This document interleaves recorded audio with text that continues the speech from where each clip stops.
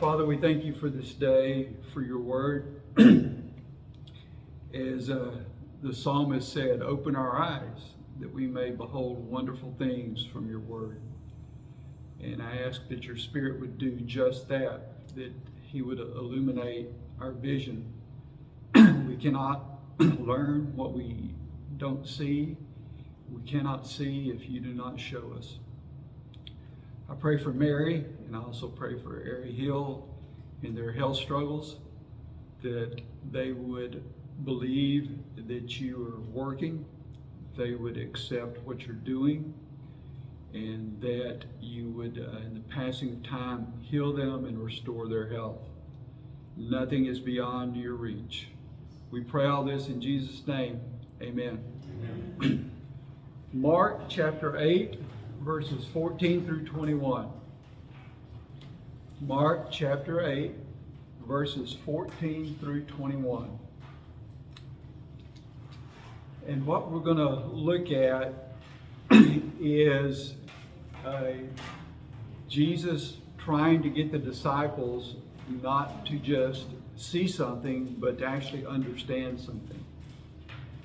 There's a difference. What do I mean by that? You can see something happen, but you may not understand the significance of it, right?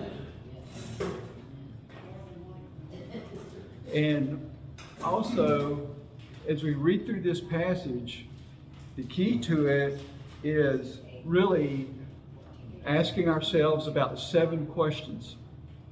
And so put your thinking caps on, because I'm going to ask you 7 questions. And as we try to find the answers to these questions, this passage is going to pop up like a jack-in-the-box. And here's what you're going to see. You're going to see this is how God works. Here's the thing. We all, or if we're given a test, we can know what we should believe, right? We know what we can believe, but it's a whole different thing to understand how God works. When you read the Psalms, I think it's in Psalm 95, but I'm not sure. The psalmist talking about the Israelites from the time of the Exodus to the time they went into the promised land. It said they always erred in their hearts because they did not know how God works. In other words, their problem was not because they didn't know what to believe. It's because what they did not understand how God works. So knowing what to believe is just the first step. The real problem is understanding how God works. So, what we're going to see in this passage is Jesus is really trying to say to the disciples, this is how I work, and you're not getting it. But what we're going to see is this. These disciples have a great memory, and they know what Jesus does. So I will say that again. This passage will show that people can see what God does, and they can even believe what Jesus did, but they don't understand how he works. There's a difference. Let's read Mark 8, starting in verse 14. But the disciples had forgotten to bring any food. They had had only 1 loaf of bread with them in the boat.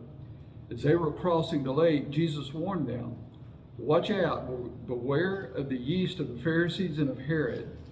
At this, they began to argue with each other because they hadn't brought any bread. Jesus knew what they were saying, so he said, why are you arguing about having no bread? Don't you understand even yet? Are your hearts too hard to take it in? You have eyes, can't you see? You have ears, can't you hear? Don't you remember anything at all? When I fed the 5,000 with 5 loaves of bread, how many baskets of leftovers did you pick up afterward? 12, they said. And when I fed the 4,000 with 7 loaves, how many large baskets of leftovers did you pick up? 7, they said. Don't you understand yet? So Jesus is issuing a warning here, okay? And it's obvious from his questions to them, he keeps saying, don't you understand? So the first question is, what were they supposed to understand?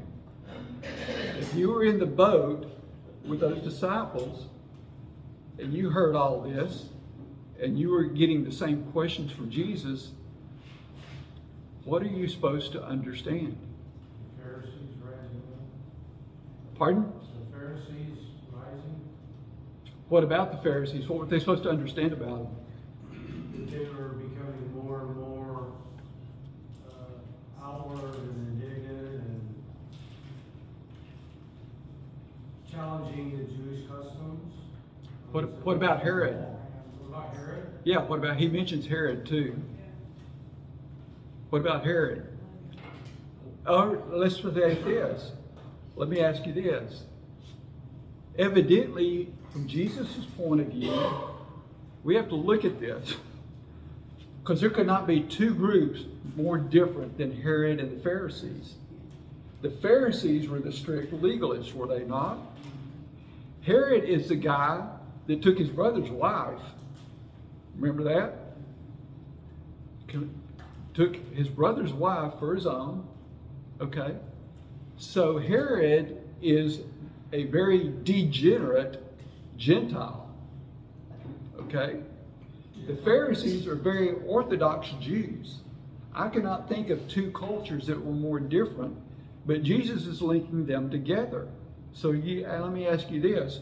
What does Jesus see that these two have in common? How they get things done? Pardon? How they get things done, what they use. How they get things done? What?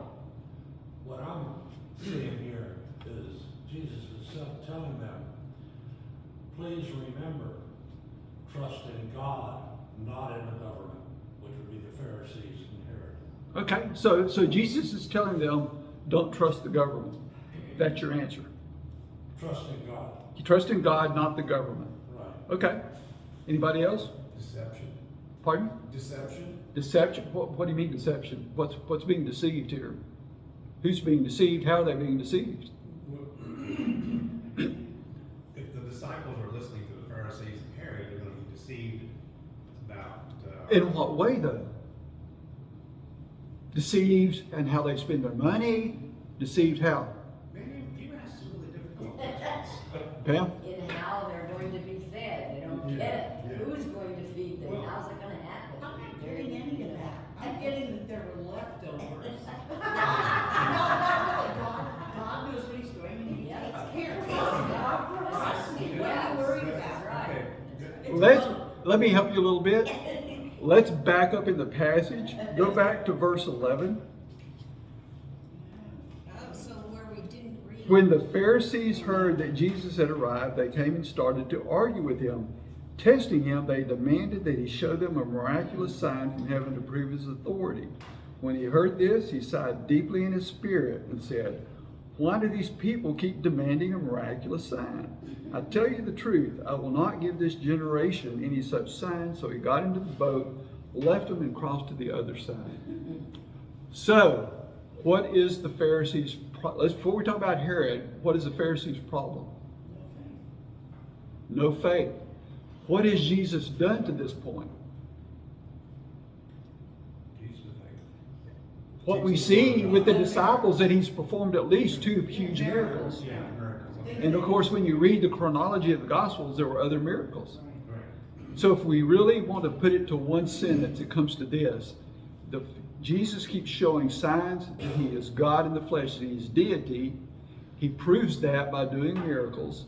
The Pharisees see these with their own 2 eyeballs, but they refuse to accept what that miracle means. They don't argue that the miracle happened. I mean, you can't argue with what you see, but you can argue about what it means. And so the Pharisees' problem is they refuse to accept what the miracles means. Terry?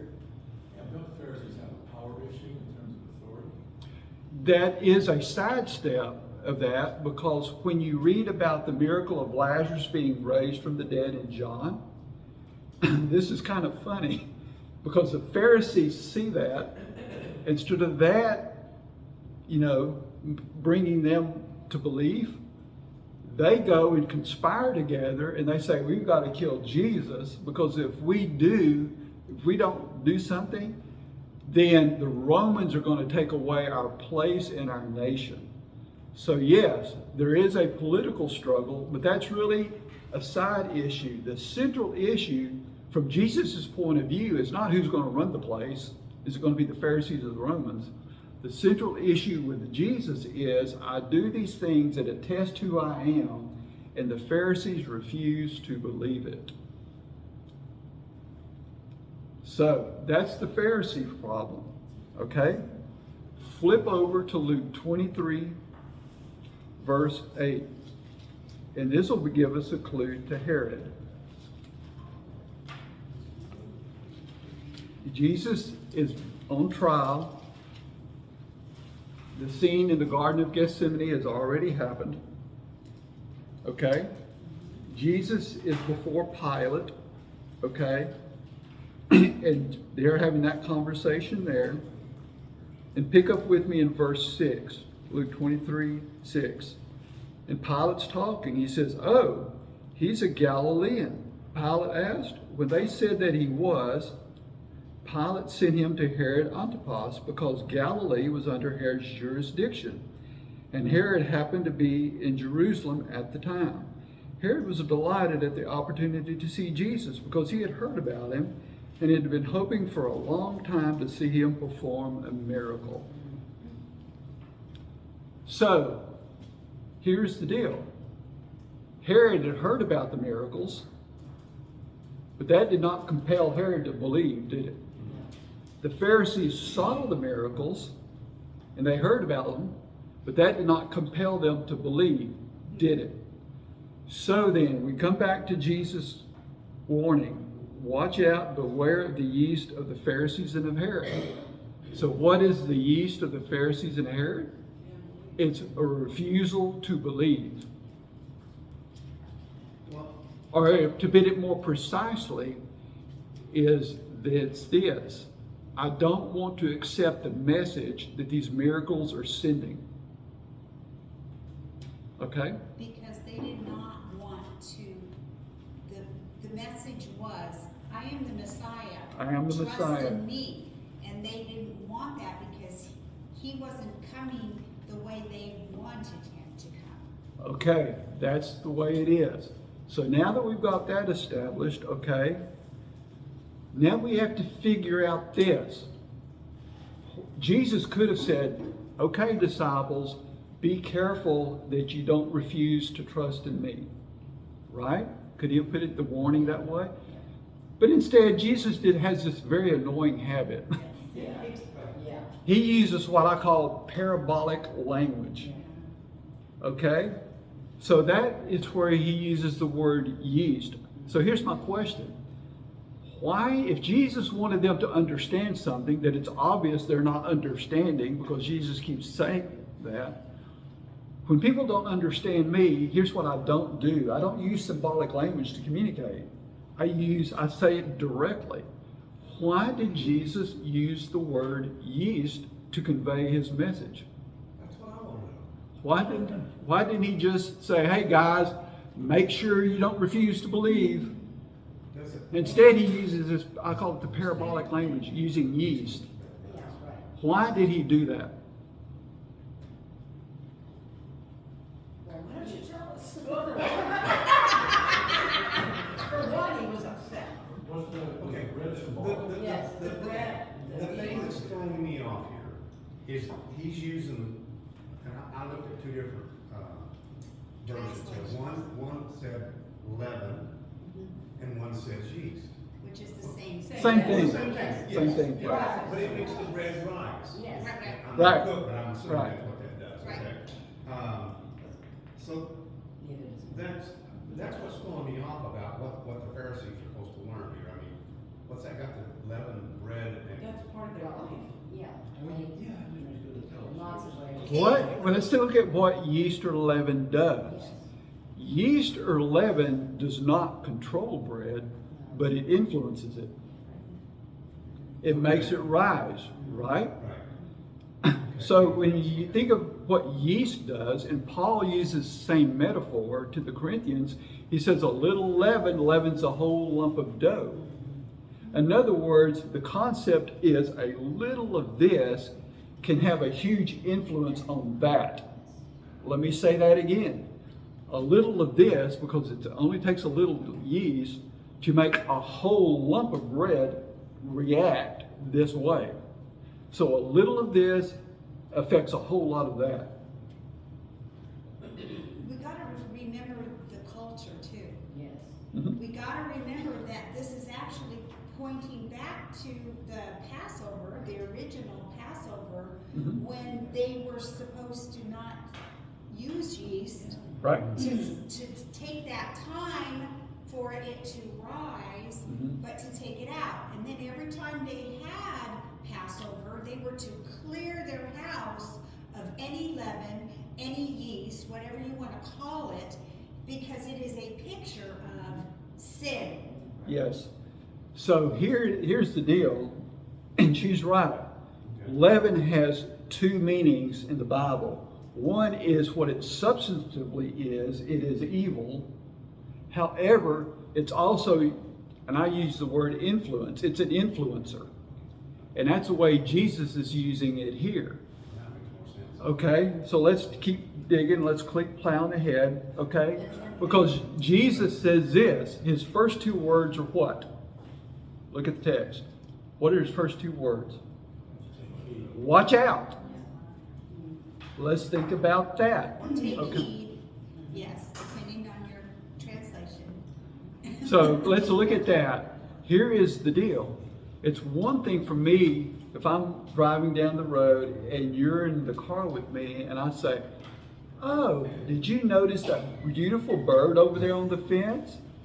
It's another thing if we're driving down the road and we're coming into an intersection and you see a stop sign and I don't see it and I'm the driver and another car's coming, you're going to say, "Watch out." In other words, it's an intensifier. It says, danger is at your doorstep, right? Danger is upon you. So, once again, every word here in this dialogue, you need to understand means something that Jesus says. And the key to understanding it and to us applying it is looking at it word by word by word. So, watch out. He's trying to tell the disciples this. Hey, disciples, the influence of Herod and the Pharisees, just kind of be aware of it. It's out there. It's kind of like COVID. Take some precautions, but don't, just be aware of it, guys. No, he says, Jesus, if he was physically, he's jumping up and down the boat and yelling, "Look out." Why did Jesus make it that dramatic? The same reason you would be if you were in that car. You would make it dramatic because the consequences of not seeing that car coming is severe. It's one thing for me to not see a block on the floor and trip over it in my house. The consequences are not too severe. If I'm driving in the car and an 18-wheeler is approaching that intersection and I don't see the stop sign, the consequences are severe. So what's Jesus trying to say here? He's trying to say the consequences of not believing me are severe. The Pharisees and the Herod don't believe I'm who I say I am. So he's saying the consequences of unbelief are severe, not trivial. So all that's wrapped up in Jesus' warning. But now let's go to what Jesus talks about. He talks about the two feedings. Now here's the next question. Why are you arguing about having no bread? Don't you understand yet? Are your hearts too hard to take it in? And then he refers to the two miracles. And here's the interesting thing that kind of got me when I was studying this. We would think of it this way. Jesus would say this, "How many people did you see me feed?" In other words, here's the deal. Jesus does not draw attention to the scope of the miracle. He answers that for them. In other words, Jesus' question is not, "Do you remember how many people were there?" Jesus' question was, how many baskets did you take home? There's a difference in that. It's one thing for Jesus to say, if you think I just fed 2 people, that's no big deal. But hey guys, how many people did you see me feed? He doesn't ask them that. We think he would. Why? Because you know what we focus in on when we read that? We're like the disciples.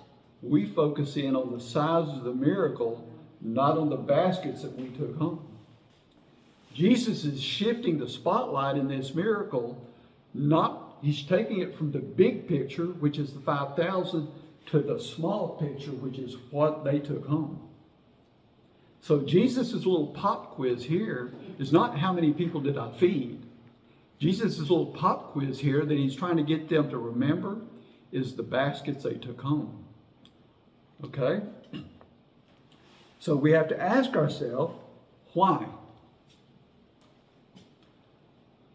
Let's face it, if Jesus was talking to the Pharisees who took no baskets home, Jesus would have said, look guys, you don't believe I'm the Messiah. I fed 5,000. Do you remember? It was 5 with a 5 and 3 zeros. It was not 5 with no zeros. It was 5 and 3 zeros. It was 5, not 5 and 1 zero, not 5 and 2 zeros, 5 and 3. And that's not even counting the women and the kids.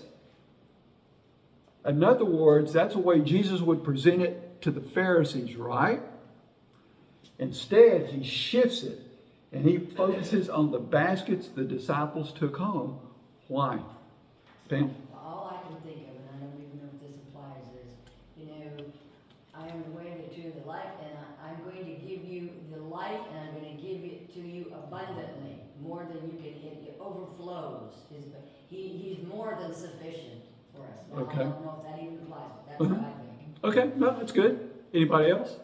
Why did he get them to focus not on the 5 or the 4, but on the baskets they took home?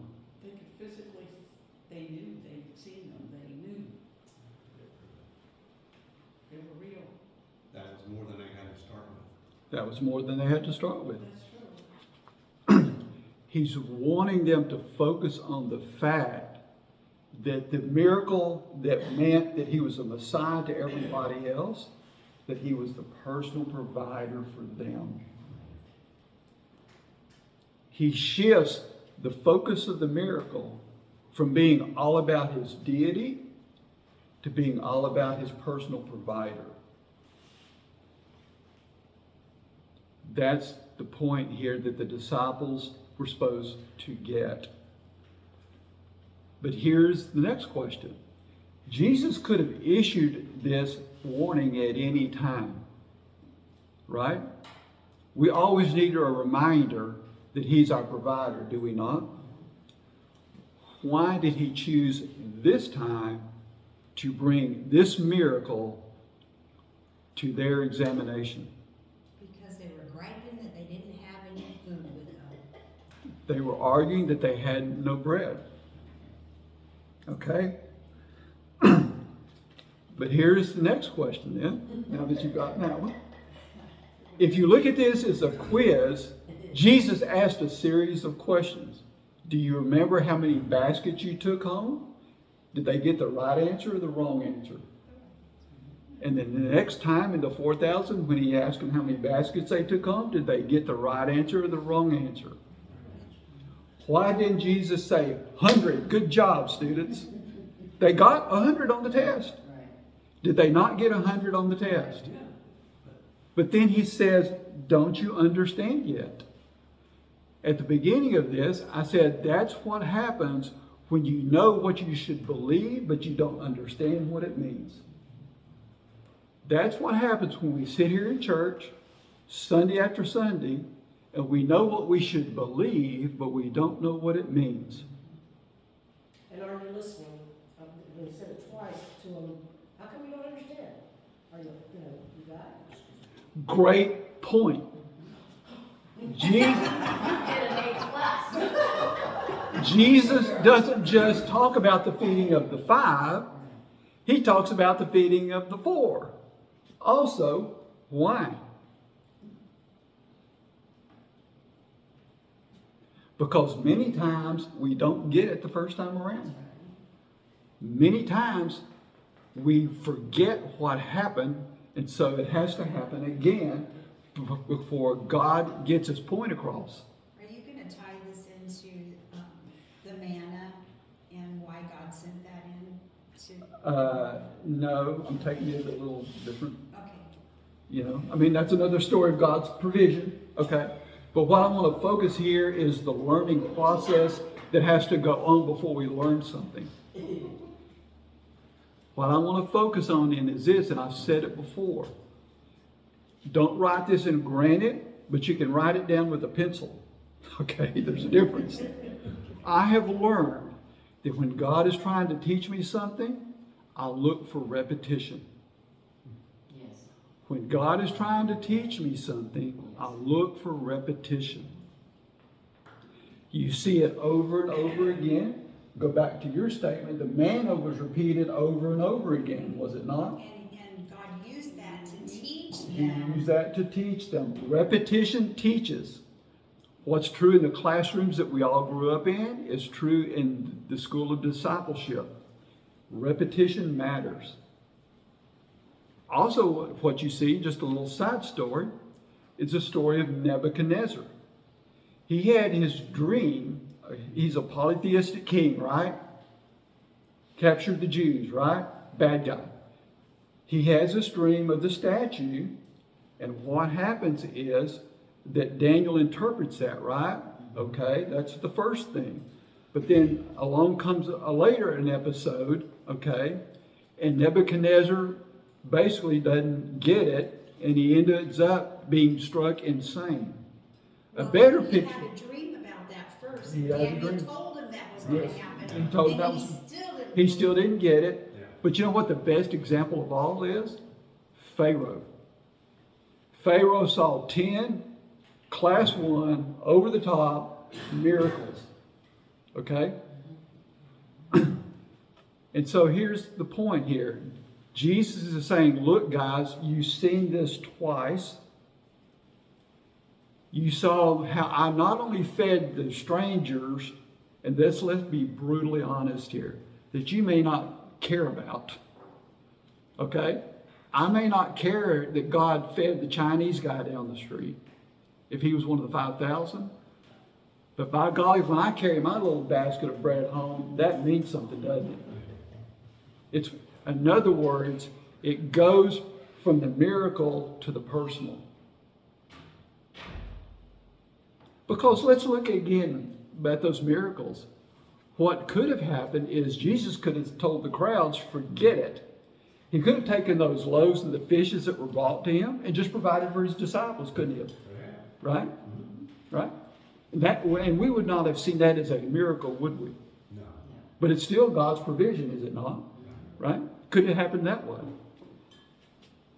But what we see here is this. The tragedy of the human heart is this. Where there's a miracle for the masses or a provision for the personal, we forget it. It goes in one ear and out the other. Not that we don't literally forget it, because they remember, didn't they? So what am I saying that we forget? What it meant. We forget what it meant. Or let's be more precise. It forgets what it tells us about him. Or to be even more precise, we forget what it tells us about our relationship to him. We forget that the Good Shepherd is taking care of us. Even when we can give the right answer, technically according to our memory. We know the facts of what happened, but we forget what we were supposed to understand from the facts. And so Jesus is trying to get that across to them. But here's another observation here.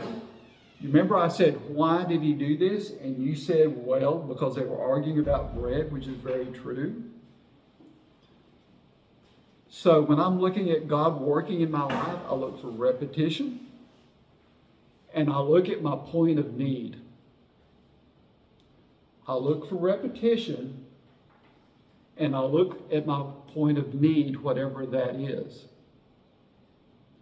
Do you remember when we talked about Isaiah and his vision in the temple? And I don't think all of y'all were here. But anyway, Isaiah had his vision in the temple. And if you remember, what did Isaiah say? Okay, here's my test. I want to be Jesus. What happened with Isaiah in the temple? What did Isaiah say? Do you remember? Yes. Feed my people. Woe is me, why? For I am a man of unclean I am a man of unclean lips, lips, and live amongst the and I people. live among a people of unclean lips. And remember in that lesson, the takeaway was this: I can be as bad as anybody else that I'm around, right? Isaiah saw himself as sinful, but he also saw the culture that he was in that way. And do you remember the lesson there when I tried to talk about it was this: we are influenced by our culture. Now I'm going to be a Jesus again. Based on what I've said so far, what is the connection point between Isaiah's lesson and this with the disciples? We can be influenced by what's around us. We can be influenced by what's around us. Because Jesus is waving his arms and yelling, watch out that you don't be influenced by the Pharisees and by Herod. Jesus took things that superficially could not be more different. Herod and the Pharisees, and he wanted the disciples to see this common point in the culture and then how it could affect them. We talk about teenagers and peer pressure, right? And that's really all about influence, is it not? And we simply look at that teenager as being susceptible to the influence of what's around them, right? Jesus is looking at these grown men, not teenagers, that were Orthodox Jews that knew he was the Messiah, that had all that going for them. They were like you and me. They believed the right things. But yet, even though they believed the right things, Jesus is warning them that you are still susceptible to the influences of what's around you, and specifically the influences that will corrupt your trust in me. All of that's wrapped up in this. But Jesus, being the teacher that he is, took advantage of what they were focused on, okay, and turned it into this lesson. Why is that important? I have learned that God will use whatever Jimmy's focused on to communicate to Jimmy. God will use whatever Jimmy is focused on, whatever it may be, to communicate with Jimmy, and he will sometimes do it through repetition to try to get the point across. All of that is here. You know, Jimmy, you keep talking about repetition. All of us that have had children know that's the way we trained our children, was with repetition. Yes. So that again points to that we're God's children. Yes. And he's trying to train us to follow him, to obey him. Why did Jesus say, when the disciples asked him, teach us how to pray, what were the first words when Jesus said, say this? The first two words. Our Father. Not our general, not our commander-in-chief, not our teacher, not our king, although he's all of those, right? Our Father. You're right.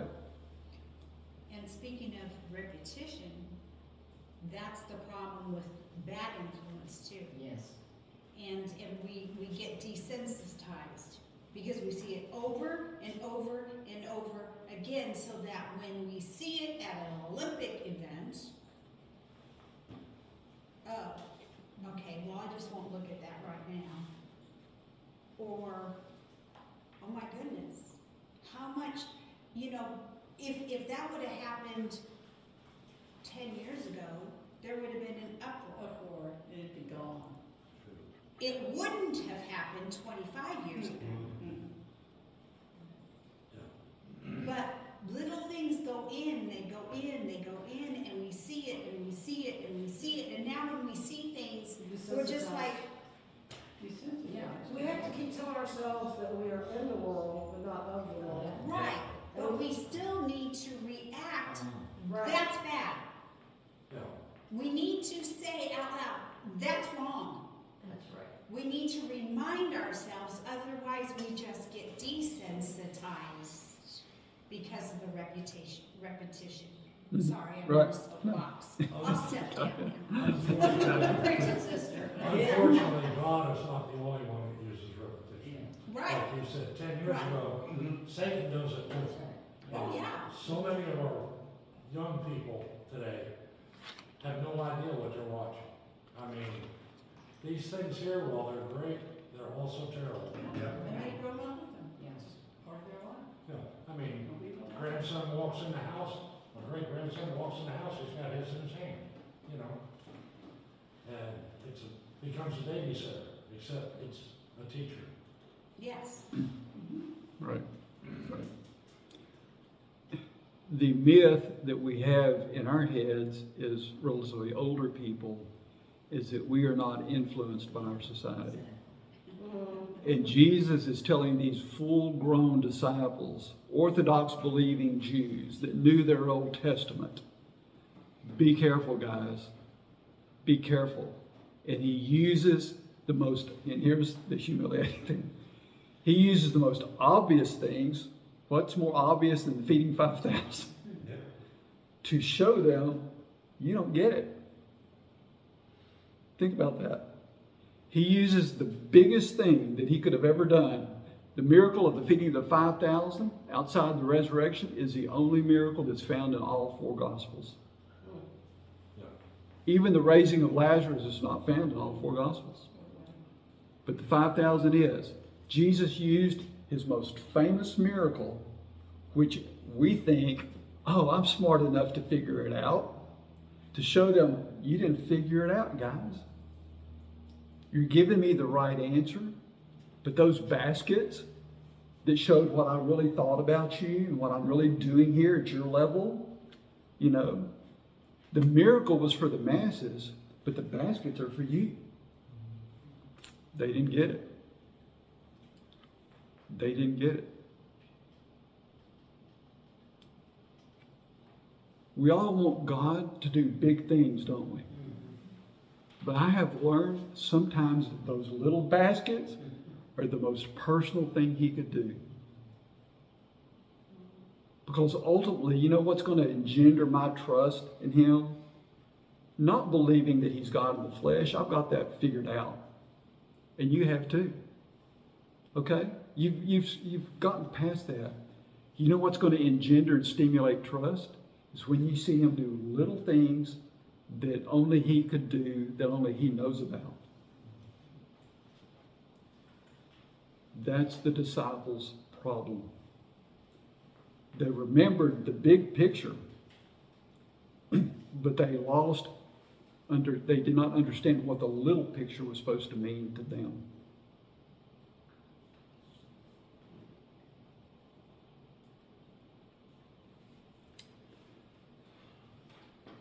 Turn back to Mark 6, verse 50.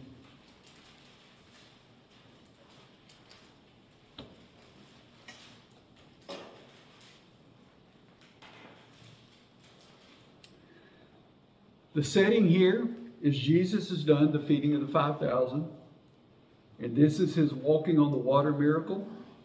Okay, you're all familiar with that, so we're not going to read all that. And that's why I want to skip down to verse 50. So Jesus is walking on the water. They think he's a ghost. Verse 50, they were all terrified when they saw him. But Jesus spoke to them at once. Don't be afraid. Take courage. I'm here. Then he climbed into the boat and the wind stopped. They were totally amazed, for they still did not understand the significance of the miracle of the loaves Their hearts were too hard. They still did not understand the miracle of the loaves. Their hearts were too hard.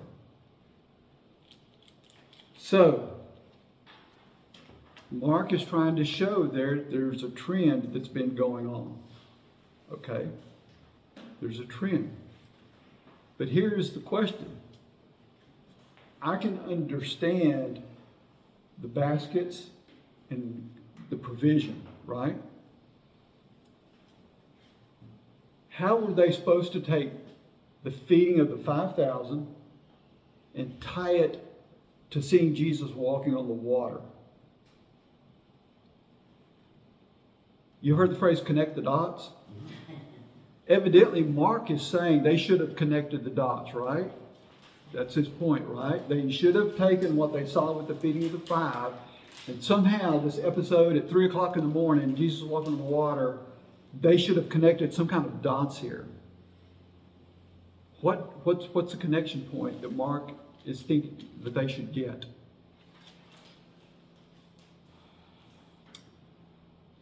When we saw this opening, when we talked about Jesus talking about these miracles, the focus was on the baskets, right? The key to understanding that was on the baskets, right? What was the condition then for the disciples? I would say it's hunger. Forgot to take bread, it's hunger. Yeah, they weren't sure how they were going to feed. Don't sure how they're going to feed, right? Yeah. What is the condition in the boat at 3 o'clock in the morning? What's going on? There's a storm. And what else happened? Jesus shows up, walks on the water. Okay, so we have a problem. We have Jesus walking on the water.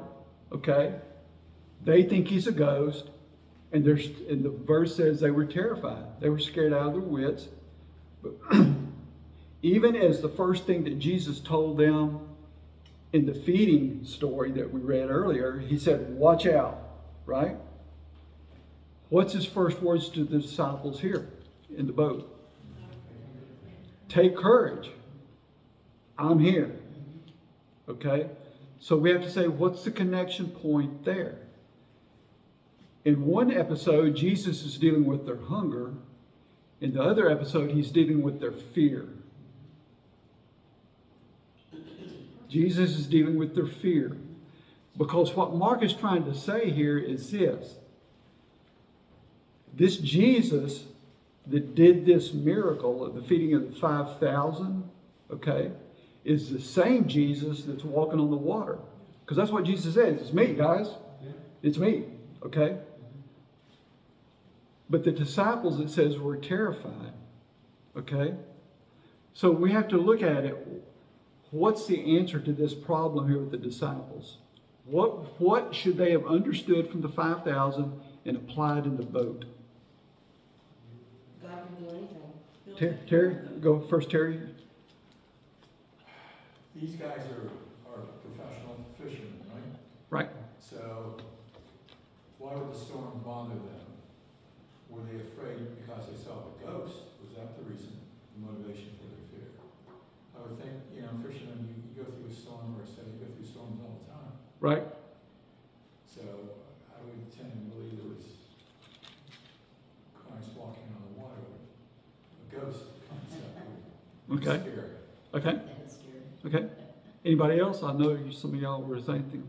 Pam, go ahead. Well, my thing is, he shows up when you need it, at the point of your need. He shows up at the point of your need. You can stand up here and teach the rest of us. No, I'm going to give you a personal example. But we have to take that a step further. Yeah. He doesn't show up till the need happens. That's true. That's very true. He doesn't show up till the need happens. He didn't walk on water No. before the storm. Yes, he could. In fact, let's look at it another way. Jesus could have taken the disciples to the Sea of Galilee. Guys, look, there's Herod, there's the Pharisees. They don't believe I'm who I am. So I tell you what, you sit here, I'm going to walk out here on the water. Right. Okay, now do you believe, guys? Right. No. He took the context of a crisis to prove his presence. And he He- normally does in all of our lives. He took the context. He took the context of a crisis, whether it's hunger or whether it's fear in a stormy situation. The other thing, though, is, let me say one more thing. You know what else I like about these passages? He used the context of my everyday life. I'm not at the Billy Graham crusade. I'm not even in church.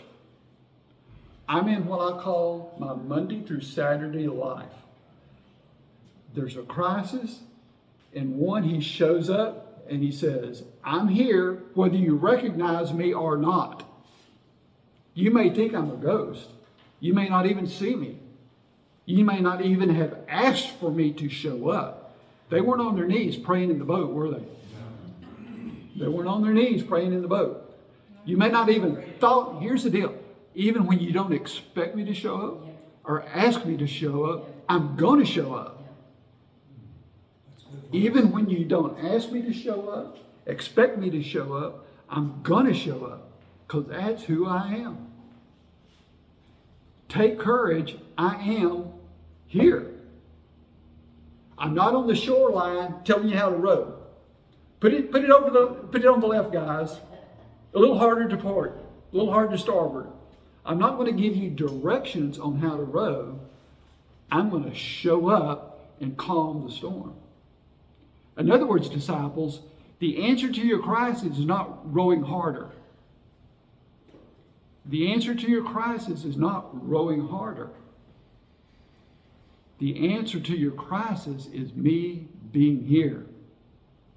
And then I'm going to solve it in a way you would never expect.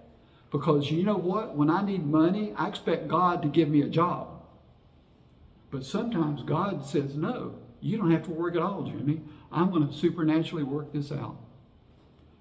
Jimmy, while you're praying for a job, while you're looking for oars to row harder, while you're arguing and blaming on the lack of bread, it's her fault. She didn't bring the bread on the trip. We went on this vacation and she forgot her luggage. While we're arguing about all that, God is saying, you don't get it. Think about what I have done in your past. And think about more precisely what it meant to you at the most smallest level. In other words, Jimmy, how many baskets do you have to bring home before you get it? How many baskets do we have to bring home before we get it? Well, Jimmy, something I find interesting here. I read about the disciples when Jesus is walking the boat. They don't recognize him. They think he's a ghost. But then you go down to verse 54. When the boat lands on the shore, the people there immediately recognize Jesus. I mean, here's the 12 guys that have been with him forever, don't recognize him, but the strangers do and flock to him. good point, Walt. When we go looking for him, we expect to find him, but the real lesson is when he shows up when we never expected it. It's like when Peter was in prison and the believers got together and they fervently prayed for him, and he miraculously gets out of jail and he goes to the house and he knocks on the door, and Rhoda hears him and she goes in and she tells the people, Peter is standing outside knocking on the door, and they say, you're out of your mind. They didn't believe it even though they had been praying for it. And that's our problem. We want God to do something, and then when he does it, we go, what? He did? You know, when they were in the boat and they thought they were going to die, because not all of them are fishermen, and it was an extreme storm because God made it an extreme storm to bring them to that point of terrified and the ghost to make his point. Yeah, to get their attention. God will bring us clear to the end of ourselves. He will give us the cancer, even though we know about him, we can teach about him, but we need to pull on his garment and cling to him And until we get to that point, he'll keep giving us things. Sorry. No, that's fine, I'm that's fine. preaching a No, lot that's In your right. example, in your example, the implicit thing is that we're looking for a solution, our solution in our way. Right, You said, not God's way. right, So we're unprepared right. for it, because we're limited to what we've known or experienced in our life, and that's not in God's. Well, we wanna tell him, like you said before, we wanna tell him how we want it to be. I can give you so many examples where he brought me, one time, many, many years ago, I was teaching at night, not here, but up in Connecticut, and the car wouldn't start. And I said, Lord, I have to have the car start. Didn't start. And I was finally, I'm going, if you don't do it now, I'm just gonna relax, just gave up. I said, okay, fine. The car started at the very moment that I had to leave. It's been so many times, at the very moment, and he's like that with me. He just keeps saying, fine, okay, I'll just keep giving you another one. And he does. I lost the diamond to my ring. Couldn't find it. I said, fine, I don't know where the diamond is. Okay, Lord, if you want me to find it, find it. Something made me go out, and when I had our other car and a Volkswagen, I don't know, I wasn't thinking about doing it, I just walked out there and looked down, and there it was in the boot of the stick shift. This thing had turned over. I mean, just dumb. I know to me and others, a mundane thing, but nevertheless, he keeps doing it. What's more mundane than 5 baskets of food? Yeah, there you go. What's more trivial? Yeah. What's more mundane than the baskets? Yeah. But Jesus' whole point was, remember those baskets. It's what those baskets are the focus, not that big, huge miracle that we think is the focus. I will say it again.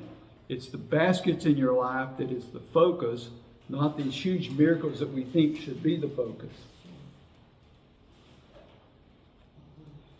And so that's a question for all of us. How many baskets do we have to bring home? How many times does this have to happen before, unlike the disciples, we understand it? The disciples did not get criticized for their memory. Their memory was perfect. They got all the numbers right. Their memory was perfect. It was their understanding that was flawed. I read this to where Jesus walking on the water was going to go past the boat. You're right. They were so terrified, he went to the boat. Yes. Right? Right? Terrified to that point. Yeah. You don't know what to do. Right. There he is. Right? Right? He was just gonna go to the next destination. Like, you guys figure it out, huh? No, it wasn't the storm. You're right, Terry. It wasn't the storm. So, we look for the repetition. We look for the need. And we look for the little picture, not just the big stuff. We look for the repetition. We look for whatever the need is. And the need may not be a tangible thing like food. Some people, their biggest struggle is forgiveness and guilt. Some people, their biggest struggle is anger. Some people, their biggest struggle is relationships. We have this whole range of needs that we can have. Not just food. You look for the repetition. You look for the need. And then you get challenged to remember and understand. That God who did things maybe 30 years ago in your life, He's the same God. That God who did things that maybe 50 years ago He did in your life, same God. Same God. And I know in my own life, at this stage of life, sometimes I think back to things that were 40 and 50 years ago, and you know what the deal is? They mean more now than they did then. They mean more now than they did then. You know why? Because I realized how stupid I was then. Because you didn't get it. Didn't get it. Didn't get it. Maybe You didn't get it. They're not getting it. Didn't get it. So, But there's a reason why in Deuteronomy, there's what, 6 or 7 chapters of remember this. Don't forget, Don't- remember. Because we need to think back and remember. we need to think. We need to not just remember the big thing, but remember what it did and how we learned of who God is through it. Mhm. That's what we need to remember. Right. Right. Anybody else before we wrap it all up? I'll pray and we'll be on our way. Father, I ask that you would help us not just to remember, but to understand. And that we would realize that you're always going to show up. You always have something to say. And what you say always matters. And so I just ask, as I prayed an hour ago, that you would give us eyes to see. It all starts with how we see. And I ask that you would give us that vision, that perspective.